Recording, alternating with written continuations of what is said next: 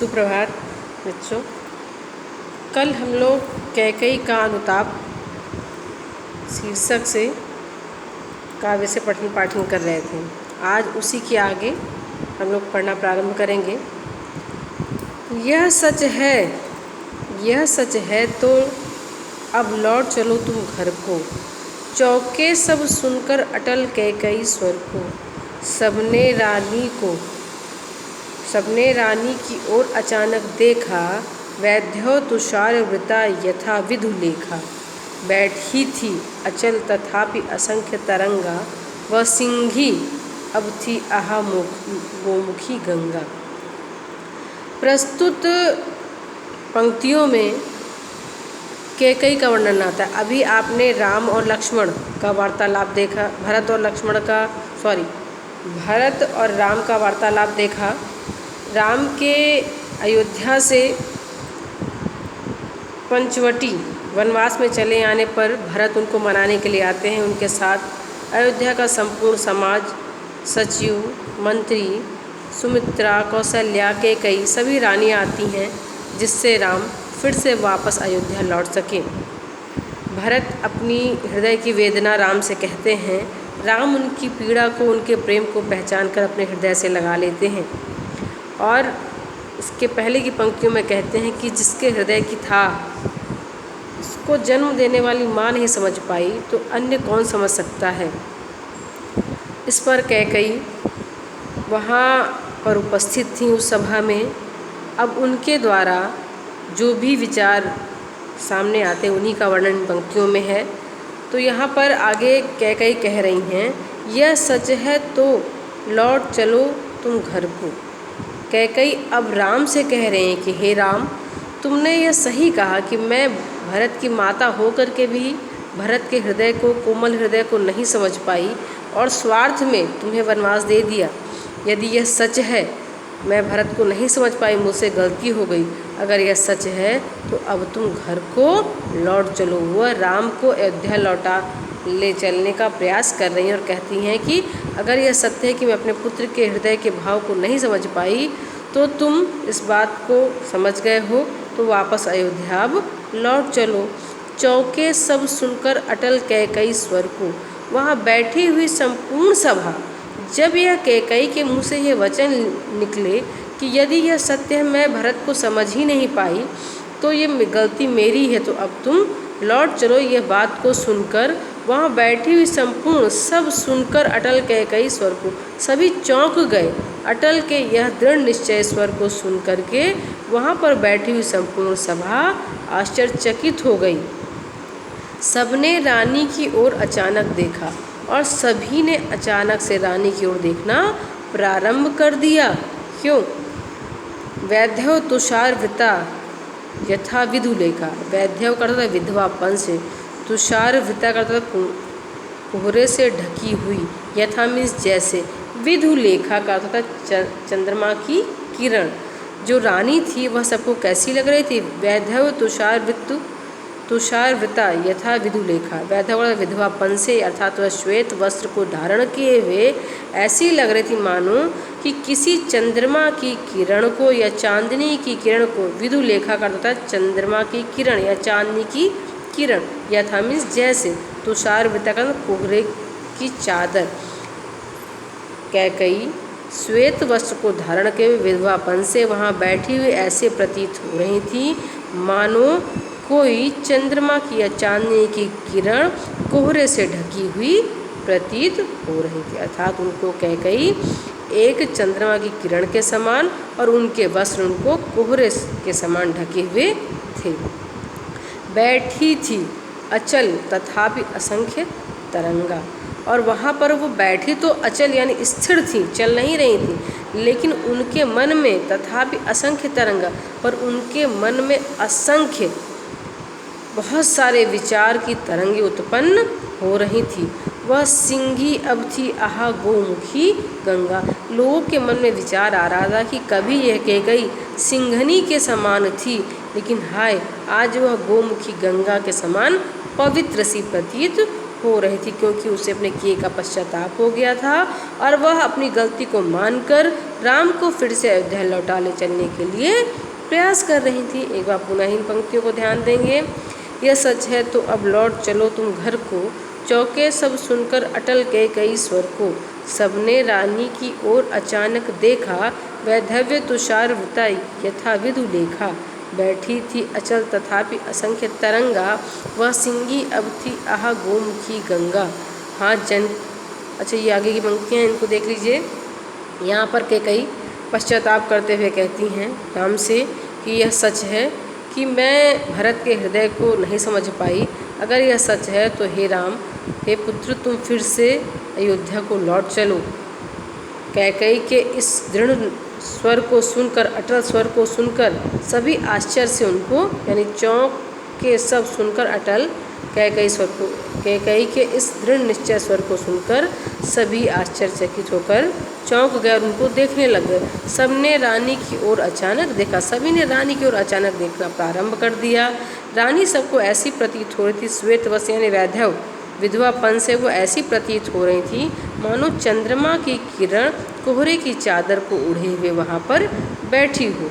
बैठी थी अचल तथापि असंख्य तरंगा, वो बैठी तो थी स्थिर, लेकिन उनके मन में असंख्य अनगिनत विचारों की तरंग उठ रही थी। लोगों को लग रहा था वह सिंगी अब थी आहा गोमुखी गंगा।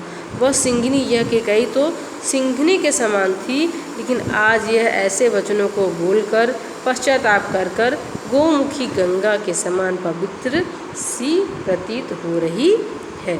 आगे देखेंगे। हाँ जनकर भी मैंने न भरत को जाना, सब सुन ले तुमने स्वयं अभी यह माना। यहाँ पर फिर कैकेयी राम से कह रही हैं, हाँ यह सत्य है, जनकर जन्म देकर भी मैंने भरत को नहीं जाना, अर्थात मैं उसके हृदय की पीड़ा को, तुम्हारे प्रति प्रेम को नहीं जान पाई। सब सुन ले तुमने स्वयं अभी यह माना, यह सत्य है और सभी यहाँ बैठी हुई सभा ये बात सुन ले। इस बात को तुमने अभी अभी स्वीकार किया है कि मैंने भरत को जन्म देकर के भी भरत के हृदय को, उसकी पीड़ा को, उसके प्रेम को, उसकी विशालता को समझ ही नहीं पाई। यह सच है तो फिर लौट चलो तुम घर भैया। हे पुत्र, हे प्रिय राम, अगर यह बात सच है तो तुम फिर से अयोध्या लौट चलो। यहाँ पर कैकेयी राम से अनुनय विनय कर रही हैं, अपनी गलती को स्वीकार कर रही हैं, मान रही हैं और उन्हें फिर से अयोध्या लौटने के लिए कह रही हैं। आगे, अपराधीन हूँ मैं तात तुम्हारी मैया। यह सत्य है कि भरत के हृदय को मैं नहीं जान पाई, इसीलिए तुम्हारी अपराधीन तो मैं सिर्फ मैं हूँ, तुम्हारा यह भाई नहीं है, इसीलिए तुम वापस अयोध्या लौट चलो। दुर्बलता का ही चिन्ह विशेष शपथ है, पर अबला जन के लिए कौन सा पथ है। यदि मैं उकसाई गई भरत से हूँ तो पति समान ही स्वयं पुत्र भी हूँ। अब यहाँ पर कैकेयी भरत को निर्दोष साबित करते हुए स्वयं को अपराधी बताते हुए राम से अयोध्या लौट चलने के लिए निवेदन कर रही हैं और अपनी बात को और पुख्ता करने के लिए वह कह रही हैं, दुर्बलता का चिन्ह विशेष शपथ, यानी दुर्बलता यानी कमजोरी, विशेष शपथ करते, विशेष करते, विशेष शपथ माने कसम, चिन्ह माने प्रतीक। जो व्यक्ति कमज़ोर होता है उसकी कमज़ोरी की निशानी है कस्में खाना। लोग जो झूठे लोग होते हैं वही अधिकतर कस्में खाते हैं। तो यहाँ पर कैकेयी राम से कह रही हैं कि यह सत्य है कि कसम खाना यह दुर्बलता की निशानी है, उसका प्रतीक है, लेकिन अब मुझ जैसी अबला के पास और कोई रास्ता, पथ, मार्ग बचा नहीं है जिससे मैं तुमको यह बात बता सकूं या इस बात पर विश्वास दिला सकूं कि यदि मैं उकसाई गई भरत से हूँ, यदि मैं भरत के द्वारा उकसाई गई हूँ तो मैं पति के समान अपना पुत्र भी हूँ। अर्थात अपने पुत्र की सौगंध खाकर कहती हैं, मैं तुम्हारी अपराधी सिर्फ मैं हूँ और कसम खाना ये दुर्बलता का प्रतीक है, लेकिन मुझ जैसी अबला के लिए अब और कोई अन्य मार्ग नहीं है जिससे मैं तुमको विश्वास दिला सकूं कि तुमको वनवास भेजने में भरत का कोई भी हाथ नहीं है। यदि भरत के द्वारा मैं उकसाई गई हूँ तो भगवान करे कि पति के समान मैं अपना पुत्र भी खो दूँ। यह बात कैकई राम को विश्वास दिलाने के लिए कहती हैं, जिससे राम को ये विश्वास हो जाए कि उनके वनवास में भरत का कोई हाथ नहीं है, कैकई का ही संपूर्ण दोष है। आगे है, ठहरो मत रोको मुझे कहूँ सो सुन लो। अब सभी से कह रहे हैं कि रुक जाओ, अब मुझे मत रोको, मेरे हृदय में जितनी भी वेदना है, जितनी भी बातें हैं, सब मुझे कह लेने दो। पाओ यदि उसमें सार उसे सब चुन लो। यदि उसमें मेरे कहने सुनने में यदि तुम इस संसार का जीवन का कोई सार पाते हो तो उसे तुम अपने जीवन में शामिल कर सकते हो, उसे चुन सकते हो। करके पहाड़ सा पाप मौन रह जाऊं, मैंने इतना बड़ा अपराध किया है, पहाड़ के समान मैंने अपराध किया है, इतना बड़ा पाप करके भी मैं चुप रह जाऊं, ऐसा मत होने दो। मुझे जो मैं कह रही हूँ उसे कह लेने दो, उसे सुन लो। राई भर भी अनुताप न करने पाऊँ, इतना बड़ा पाप मैंने किया है, और राई भर यानी राई के छोटे टुकड़े के समान भी क्या मैं पश्चाताप दुख नहीं कर सकती। थी सनक्षत्र शशि निशा ओस टपकाती। थी सनक्षत्र, सनक्षत्र का तारों से जड़ी हुई, शशि निशा रात्रि चांदनी रात, ओस टपकाती।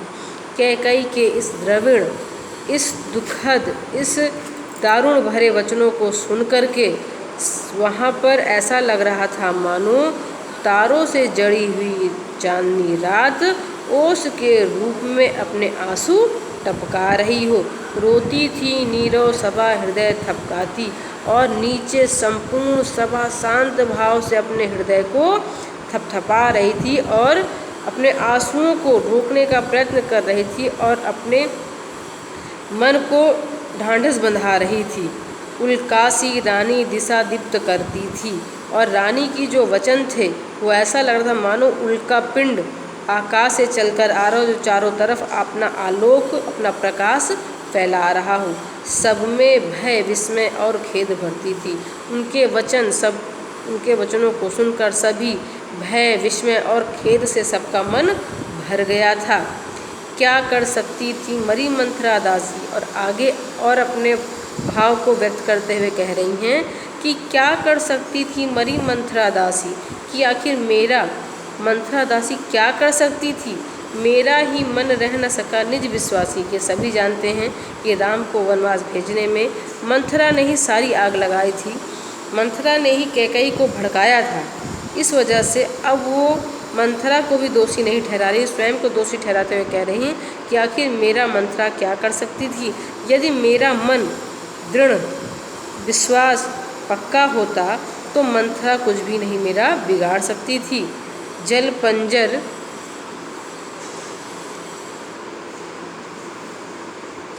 पंजर गत अब रहे अधीर अभागे। जल पंजर यानी हाड़ मांस के बने हुए शरीर के अंदर ही यह सारे अभागे विचार अधीर होकर आए थे। वे ज्वलित भाव थे स्वयं तुझी में जागे। वो जो जलन के भाव थे राम के प्रति, वो स्वयं इसी शरीर में, इसी जल पंजर में आए हुए थे। पर था केवल क्या ज्वलित भाव ही मन में। फिर वह प्रश्न भी करती हैं अपने भावों को व्यक्त करते हुए, क्योंकि हर विषय पर यदि कोई सोचता है तो उसमें लाभ और हानि, प्लस और माइनस दोनों सोचता है। वही वो कह रही क्या मेरे अंदर खाली ज्वलित जलन के ही भाव थे, क्या था केवल था केवल क्या ज्वलित भाव ही मन में, क्या शेष बचा था कुछ ना इस मन में। क्या मेरे अंदर सिर्फ जलन की भावना ही थी और इस मन में कुछ भी नहीं बचा था, कुछ मूल्य नहीं, वात्सल्य मात्र क्या मेरी ममता का यानी मेरे पुत्र के प्रति मोह का कोई भी मूल्य नहीं है। पर आज अन्य सा हुआ वत्स भी मेरा। लेकिन जिस पुत्र मोह से वशीभूत होकर मैंने सब कुछ किया, आज वही पुत्र, वत्स का अर्थ पुत्र, अन्य सा हुआ, आज वही पुत्र मेरा मुझसे अलग सा हो गया। अन्य सा यानी दूसरे के समान हो गया है।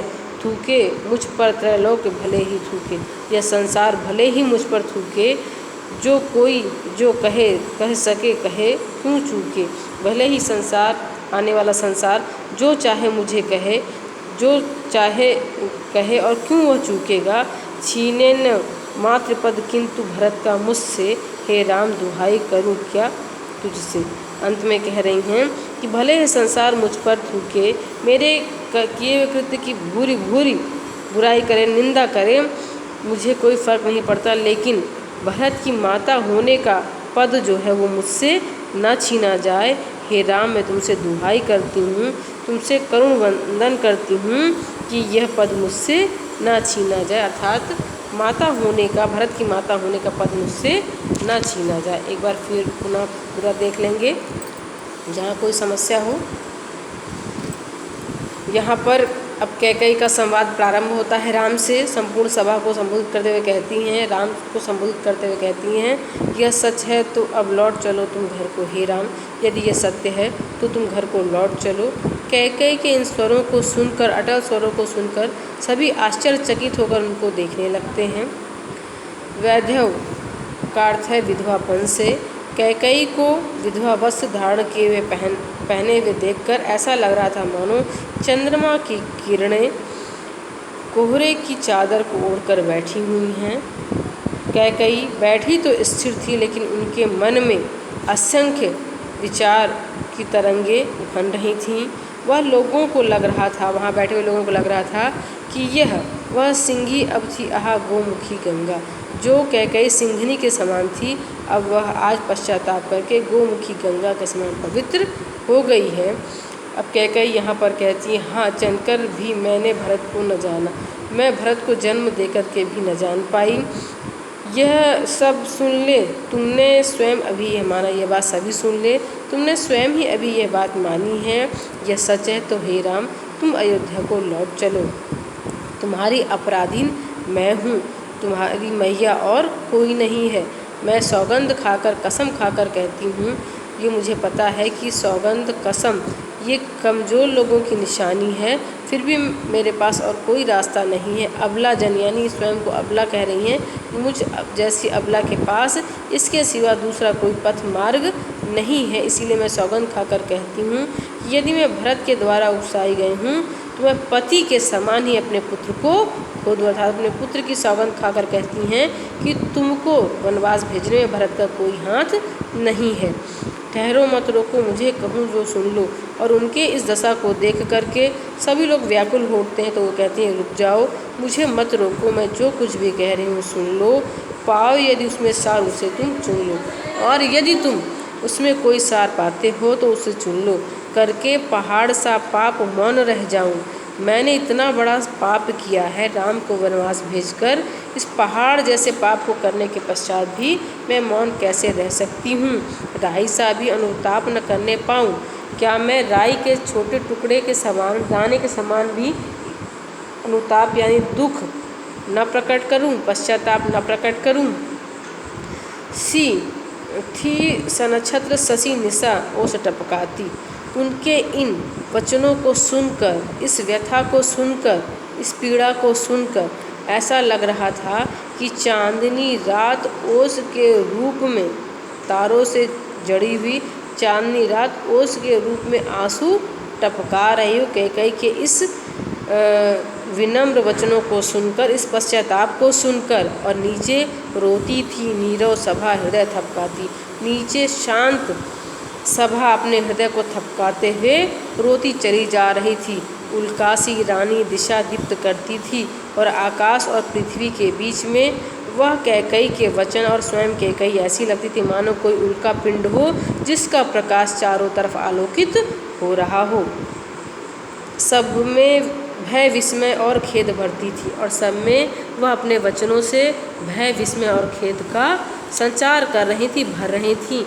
क्या कर सकती थी मरी मंथरा दासी, और आगे कहती हैं कि आखिर मंथरा दासी मेरा क्या बिगाड़ सकती थी। मेरा स्वयं का मन ही दृढ़ निश्चय न रह सका, विश्वासी न रह सका, और जल पंजर गत अब रहे अधीर अभागे। इस अभागे शरीर में ही सारे विकार उत्पन्न हुए थे, इसी में ज्वलित भाव जागे थे। फिर आगे वो कहती हैं, क्या केवल मेरे हृदय में जलन की भावना ही थी? क्या शेष बचा था कुछ न और इस मन में कुछ भी नहीं था? क्या मेरे वात्सल्य का क्या शेष बचा था कुछ न और इस मन में क्या और मेरे मन में कुछ भी शेष नहीं बचा रह गया था? कुछ मूल्य नहीं वात्सल्य मात्र क्या मेरे पुत्र मोह का कोई भी मूल्य नहीं है। मैंने जो कुछ भी किया भरत के प्रेम में किया, अपने पुत्र के प्रेम में किया, उसको राजगद्दी दिलाने के लिए किया। तो क्या मेरे पुत्र का जो मोह था, मेरा जो मोह पुत्र के प्रति था, उसका कोई मूल्य नहीं है? लेकिन आज भी जिसके लिए मैंने इतना बड़ा पाप किया, आज वही पुत्र मेरा अन्य सा होकर यानी दूसरे सा होकर मुझसे विमुख हो गया है। मेरे कृत्य पर भले ही ये संसार मुझे थूके, तीनों लोग मेरी बुराई करे, जो कोई कह सके कहे और कोई चूकेगा भी क्यों, लेकिन मेरा अंत में एक निवेदन है कि भरत की माता का पद मुझसे ना छीना जाए। हे राम, मैं तुमसे यही दुहाई करती हूँ, यही प्रार्थना करती हूँ, यही निवेदन करती हूँ। ये आपकी हो गई व्याख्या आज की। और कल का दिया हुआ होमवर्क किसी ने करके नहीं दिखाया है, ये बहुत दिन तक नहीं चलेगा, सभी को होमवर्क करना पड़ेगा। और इसके बाद काव्यगत सौंदर्य मैं आपको दे रही हूँ लिख करके। और बच्चा आपका संदर्भ व्याख्या मैंने आपको कल बता दी थी, व्याख्या आपको बता दी है। संदर्भ और प्रसंग आपको पूरे पैराग्राफ का प्रारंभ में जो प्रारंभ की पंक्तियाँ थी उसमें सभा का राम और भरत की सभा का प्राकृतिक सौंदर्य वर्णन किया गया था।